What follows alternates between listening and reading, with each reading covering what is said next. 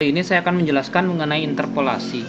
Jadi interpolasi yang akan dijelaskan pada video ini ada tiga, interpolasi linier, interpolasi kuadrat, dan interpolasi Lagrange. Sebenarnya ada interpolasi beda terbagi Newton dan interpolasi Taylor yang akan dijelaskan pada video yang berbeda.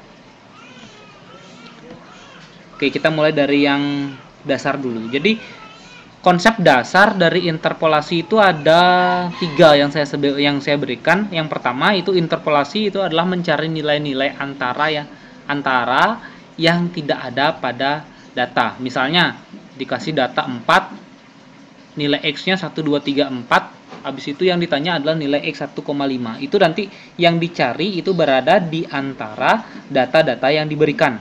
Yang kedua, bisa dimanfaatkan untuk penghalusan kurva atau penghalusan peta.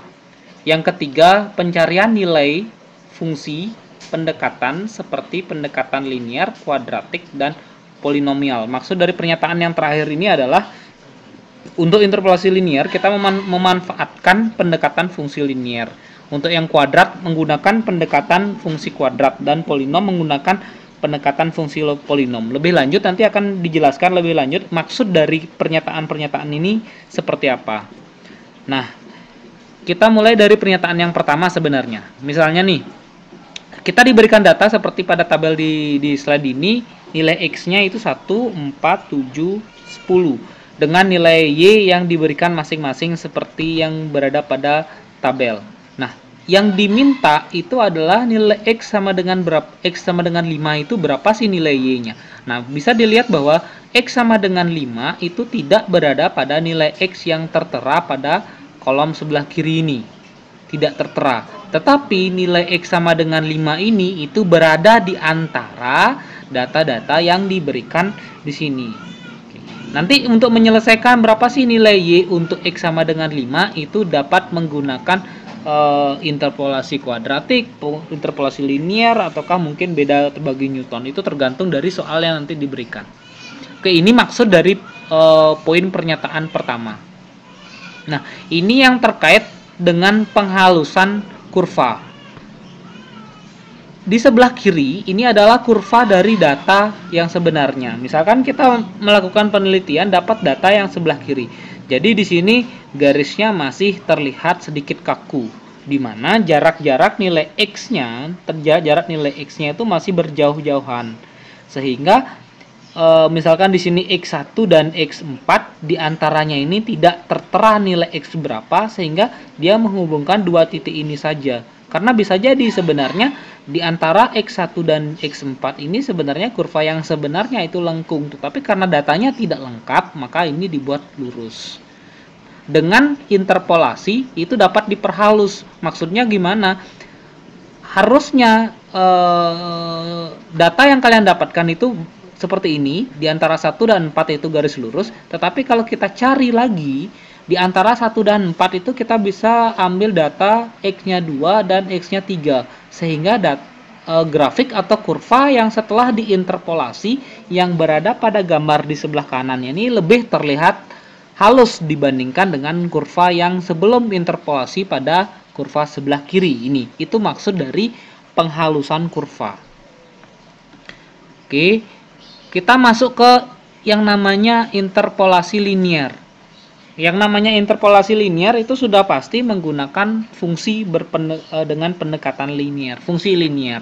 Nah, fungsi linear itu syaratnya apa? Syaratnya bahwa dia membutuhkan dua buah titik. Nah, kita namakan saja itu titiknya X0, Y0 dan X1, Y1. Dengan syarat bahwa yang berada nilai X0 dan Y0 itu yang berada paling dekat dengan nilai X.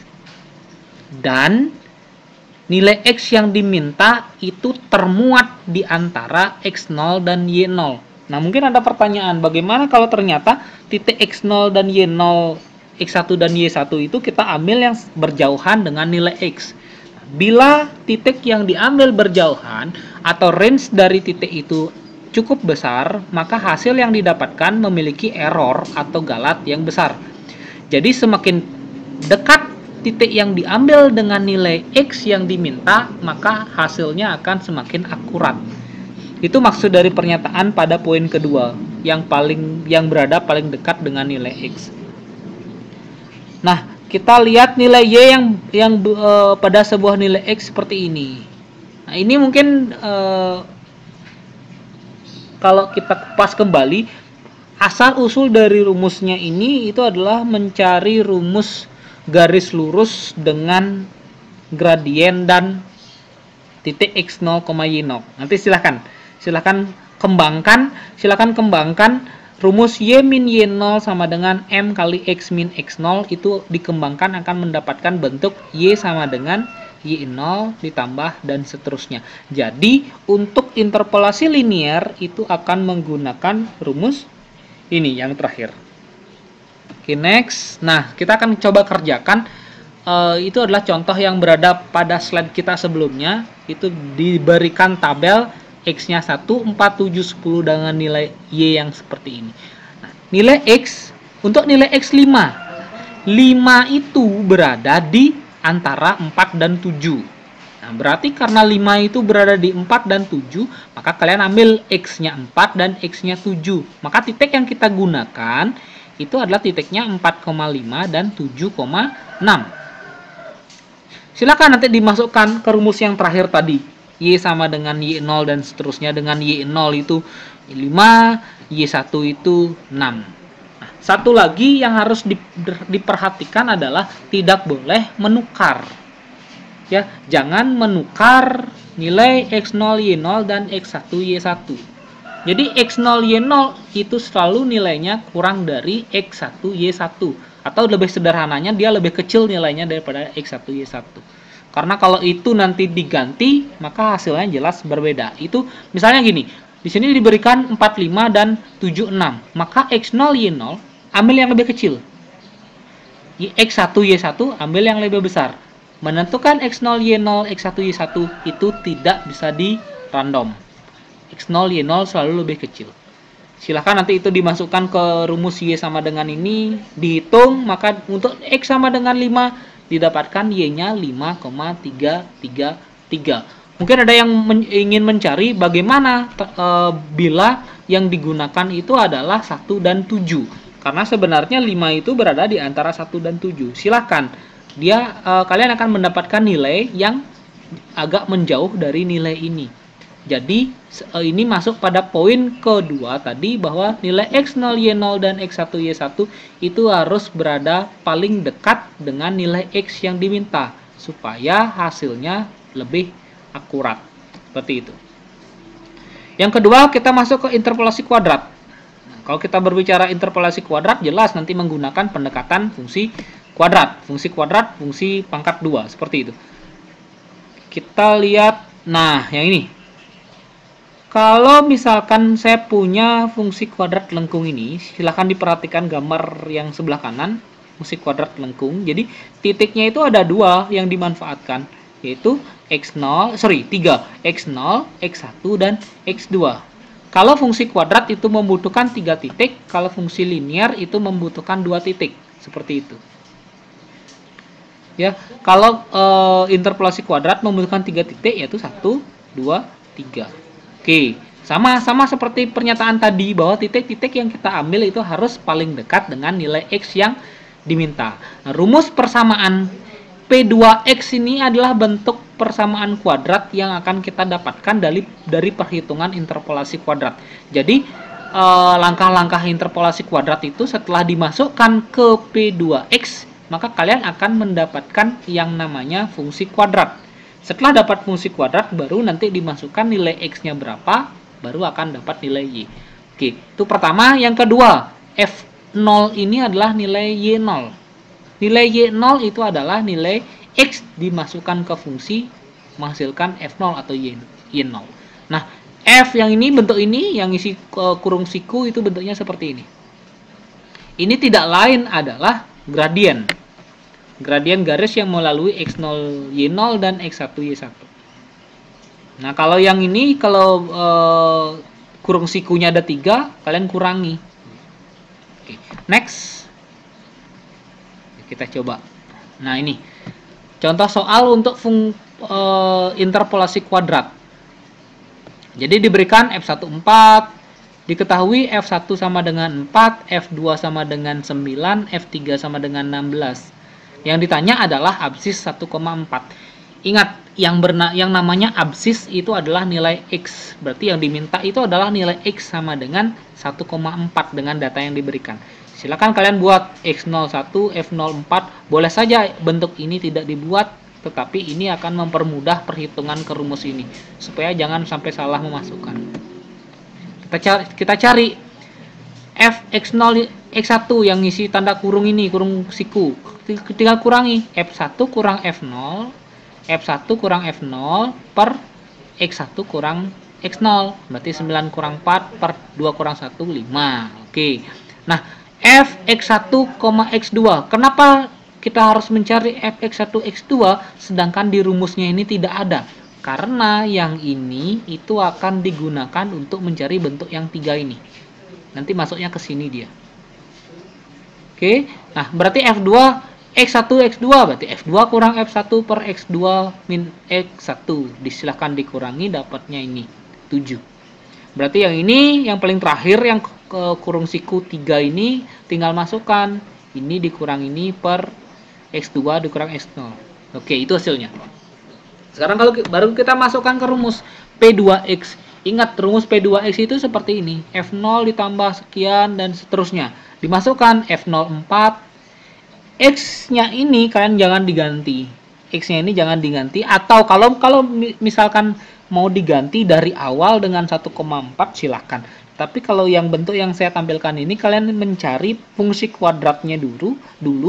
Dapat fungsi kuadrat ini dari hasil perhitungan dengan memasukkan X0, F0 ini, dan seterusnya. Kalian dapat fungsi kuadrat X kuadrat tambah 2X tambah 1, baru dimasukkan nilai X 1,4 dari soal yang diberikan. Ya, karena X-nya kan 1,4 tadi yang diminta, maka ganti X-nya 1,4, berarti jadinya 1,4 kuadrat, dan seterusnya kalian akan dapat 5,76. Begitu cara menyelesaikan interpolasi kuadrat. Oke. Nah, yang terakhir di video ini itu tentang interpolasi Lagrange. Jadi ada satu keunikan dari interpolasi Lagrange itu diberikan seperti ini. Interpolasi Lagrange dilakukan bila rentangan nilai X yang diberikan berbeda. Nah, ini kata kuncinya rentangan nilai X yang berbeda. Oke, kita back ke slide sebelumnya. Oke, kita back ke sini. Nah, di sini kita perhatikan. Dari 1 ke 4 itu 3, dari 4 ke 7 3, dari 7 ke 10 juga 3. Itu artinya rentangan nilai X-nya sama, yaitu 3. Pertanyaannya, apa yang terjadi atau bagaimana cara kita menyelesaikan kalau ternyata rentangan nilai X-nya berbeda? Ada satu cara, yaitu menggunakan interpolasi Lagrange. Misalnya 1, 4, 5. 1 ke 4 itu 3, 4 ke 5 itu 1. Itu kan jelas rentangannya berbeda. Maka kalian sudah pasti harus menggunakan Lagrange. Kalau berbeda seperti itu, jangan lagi menggunakan linear dan kuadrat. Karena kalau linear dan kuadrat, harus rentangan nilai X-nya sama. Nah, kalau Lagrange, baik dia sama ataukah berbeda, dia bisa digunakan. Itu bersifat umum. Oke, kita lanjut. Maksud dari interpolasi Lagrange itu seperti apa? Nah, ini bentuk umumnya. Mungkin kalau diperhatikan itu agak sedikit ruwet rumusnya. Tetapi kalau kita perhatikan, jadi kita cek polanya. Jadi pertama kalian ambil di sini Y0. Ambil Y0 di sini. Nah, di sini yang dipenyebut itu jelas. X min X1, X min X2 itu berjalan. X min X3, X min X4 sampai X min Xn. Kalau di sini Y-nya 0, maka X min X0 itu tidak ada. Oke. Habis itu yang di bawahnya X0-nya yang dikurangi. Kalau di sini Y1, maka di bawahnya X1 kurang X0, X1 kurang X2, berarti X1-nya yang dikurangi. Di atasnya X min X1-nya itu dihilangkan. Seperti itu polanya, silahkan berlanjut sampai di akhir, tergantung nanti seberapa banyak titik yang diberikan. Kalau misalkan diberikan titik sebanyak 3, maka kalian ambil sampai Y2, Y0, Y1, Y2. Kalau diberikan titik sebanyak 4, berarti kalian nyarinya sampai di Y3. Silahkan, itu rumus untuk Lagrange. Jadi Lagrange itu adalah interpolasi yang bisa kita gunakan walaupun rentangan nilai X-nya berbeda ataupun sama. Tetapi sedikit berbeda dengan interpolasi linear dan kuadratik. Kalau linear dan kuadratik, rentangan nilai X-nya harus sama. Oke, itu untuk interpolasi linear, kuadrat, dan Lagrange. Silahkan dimanfaatkan video ini sebaik mungkin untuk menyelesaikan persoalan kalian. Terima kasih.